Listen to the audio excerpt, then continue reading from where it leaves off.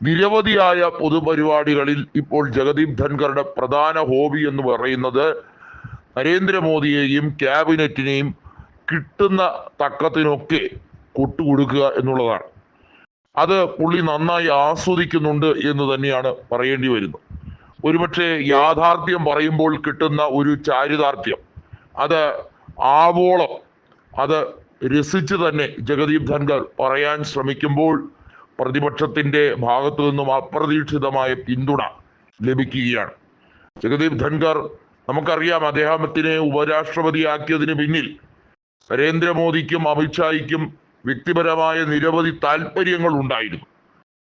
ബംഗാളിലെ പെർഫോമൻസിനെ അടിസ്ഥാനപ്പെടുത്തിയാണ് ജഗദീപ് ധൻഖറിനെ ഉപരാഷ്ട്രപതിയാക്കാൻ പദ്ധതിയിട്ടത്. ബംഗാളിൽ മമതാ ബാനർജിക്കെതിരെ നിരന്തരം അവർക്കെതിരെയുള്ള ആരോപണങ്ങളും അവരുടെ സർക്കാരിനെതിരെയുള്ള നിലപാടുകളുമൊക്കെയാണ് ജഗദീപ് ധൻഖറിനെ രാജ്യം മുഴുവൻ ശ്രദ്ധ ആകർഷിക്കുന്ന തരത്തിലേക്ക് വന്നത്. ഒരു സംസ്ഥാനത്ത് എങ്ങനെ ആയിക്കൂടാ ഒരു ഗവർണറും മുഖ്യമന്ത്രിയും തമ്മിലുള്ള അവിടുത്തെ സംഭാഷണം എന്നതിന് ആപ്ത ഉദാഹരണമായി ജഗദീപ് ധൻഖറുടെ സംഭാഷണങ്ങൾ മാറിക്കഴിയുകയും ചെയ്തു. പാർലമെന്റിനകത്തും ജഗദീപ് ധൻഖറുടെ വാക്കുകൾ പല പിമാരെയും ചൊടിപ്പിക്കുകയുണ്ടായി.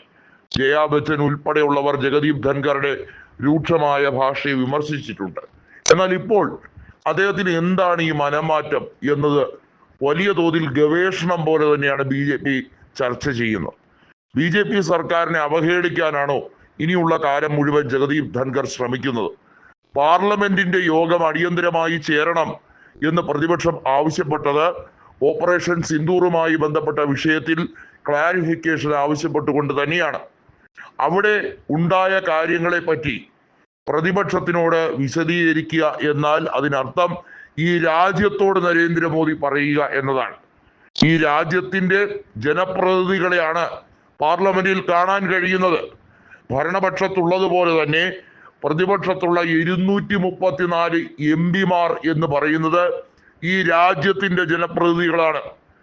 അതുകൊണ്ട് തന്നെ അവരെ അടച്ചാക്ഷേപിക്കാനോ അവരെ ഒരു രീതിയിലും ഗൗനിക്കാതിരിക്കാനോ ഇപ്പോൾ നരേന്ദ്രമോദിക്കോ അമിത്ഷായ്ക്കോ കഴിയില്ല. അമിത്ഷായുടെ പിടിപ്പുകേടും ആഭ്യന്തര മന്ത്രാലയത്തിന്റെ നോട്ടക്കുറവും ഉൾപ്പെടെ തുറന്നു സമ്മതിക്കേണ്ട വേദിയായി പാർലമെന്റ് മാറും എന്ന് മനസ്സിലാക്കിയാണ് ബോധപൂർവം അത്തരം ഒരു സാഹചര്യം ഒഴിവാക്കാൻ മോദി തയ്യാറായത്. നരേന്ദ്രമോദിയെ സംബന്ധിച്ചിടത്തോളം ഭീകരാക്രമണവുമായി ബന്ധപ്പെട്ട വിഷയത്തിൽ ജമ്മു കാശ്മീർ ഉടൻ സന്ദർശിക്കുന്നതിന് പകരം ബീഹാറിൽ പോയി വലിയ രീതിയിലുള്ള വീരവാദം മുഴക്കിയത് ഉൾപ്പെടെയുള്ള കാര്യങ്ങൾ ചർച്ചയാവുകയാണ്. നരേന്ദ്രമോദി ആപ്റ്റായി അതിന് ഉത്തരം കൊടുത്തില്ല എന്ന പ്രതിപക്ഷ ആരോപണം ആദ്യം BJP അതിനെ രാഷ്ട്രീയവൽക്കരിക്കാൻ ശ്രമിച്ചെങ്കിലും ഇപ്പോൾ പ്രതിപക്ഷ പിമാരാണ് ഏറ്റവും മികച്ച രീതിയിൽ വിദേശ രാജ്യങ്ങളിൽ ചെന്ന് ബ്രീഫ് ചെയ്യുന്നത്. കനിമൊഴി അടക്കമുള്ളവർ സ്പെയിനിലും, അതുപോലെ ശശി തരൂർ, അതുപോലെ ജോൺ ബ്രിട്ടാസ് തുടങ്ങിയ പ്രതിപക്ഷ പിമാർ വിദേശ രാജ്യങ്ങളിൽ പലയിടത്തും ചെന്ന് ഇന്ത്യയുടെ നടപടിക്രമങ്ങളെ കുറിച്ച് ബ്രീഫ് ചെയ്യുകയാണ്. നരേന്ദ്രമോദിക്ക് കൃത്യമായ മറുപടി ജഗദീപ് ധൻഖറിന്റെ ഭാഗത്തു നിന്നും ഉണ്ടാകേണ്ടി വരുന്നു എന്ന് പറഞ്ഞാൽ അതിനർത്ഥം മോദിക്കുള്ള വിശ്വാസ്യത BJP യിലും അതുപോലെ തന്നെ രാജ്യസഭയിലും നഷ്ടപ്പെട്ടിരിക്കുന്നു എന്നർത്ഥം.